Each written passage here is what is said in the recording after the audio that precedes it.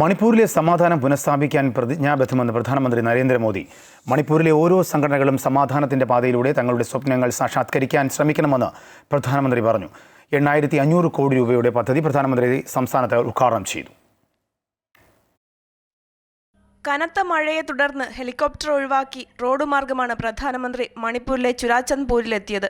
കനത്ത മഴയെ അവഗണിച്ച് 10,000ങ്ങളാണ് ചുരാചന്ദ്പൂരിലെത്തിയത്. ചുരാചന്ദ്പൂരിൽ 7300 കോടി രൂപയുടെയും ഇൻഫാലിൽ 1200 കോടി രൂപയുടെയും പദ്ധതികളാണ് പ്രധാനമന്ത്രി രാജ്യത്തിന് സമർപ്പിച്ചത്.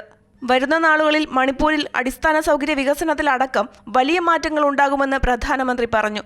BJP സർക്കാരിന്റെ കാലത്ത് മണിപ്പൂരിനെ മറ്റു പ്രദേശങ്ങളുമായി ബന്ധിപ്പിക്കുന്ന തരത്തിൽ കൂടുതൽ റെയിൽ സംവിധാനങ്ങൾ ഉറപ്പാക്കിയെന്ന് മോദി കൂട്ടിച്ചേർത്തു. സംഘർഷങ്ങൾ ഒഴിവാക്കി സംസ്ഥാനത്തിന്റെ വികസനത്തിന് വേണ്ടി ജനങ്ങൾ നിലകൊള്ളണമെന്ന് പ്രധാനമന്ത്രി അഭ്യർത്ഥിച്ചു. നിരവധി സംഘടനകൾ സംസ്ഥാനത്ത് പ്രവർത്തിക്കുന്നുണ്ട്. അവരുടെ സ്വപ്നങ്ങൾ സാക്ഷാത്കരിക്കാൻ സമാധാനത്തിന്റെ പാത സ്വീകരിക്കണമെന്ന് അദ്ദേഹം കൂട്ടിച്ചേർത്തു. मणिपुर के हर परिवार के घर में पाइप से पानी आने लगेगा.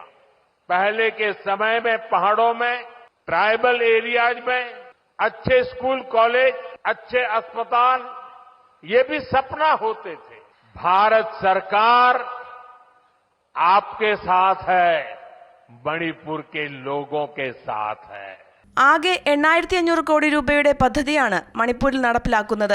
റെയിൽ റോഡ് വികസനത്തിലാണ് പ്രധാന പരിഗണനയെന്നും പ്രധാനമന്ത്രി അറിയിച്ചു. സംഘർഷത്തിൽ വീട് നഷ്ടപ്പെട്ടവർക്കായി 7000 വീടുകളും പ്രധാനമന്ത്രി പ്രഖ്യാപിച്ചു. മണിപ്പൂരിനെ അതിന്റെ എല്ലാ ഭംഗിയോടും കൂടി തിരികെ കൊണ്ടുവരുമെന്ന് പ്രധാനമന്ത്രി ജനങ്ങൾക്ക് ഉറപ്പു നൽകി.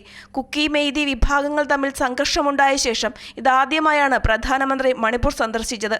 നിലവിൽ രാഷ്ട്രപതി ഭരണത്തിന് കീഴിലാണ് മണിപ്പൂർ ഉള്ളത്. സമാധാനത്തിന്റെ പാതയിലേക്ക് എത്തിയാൽ ഭരണമാറ്റം ഉൾപ്പെടെ കേന്ദ്ര സർക്കാർ ആലോചിക്കുന്നുണ്ട്. അമൃത ന്യൂസ്, ന്യൂഡൽഹി.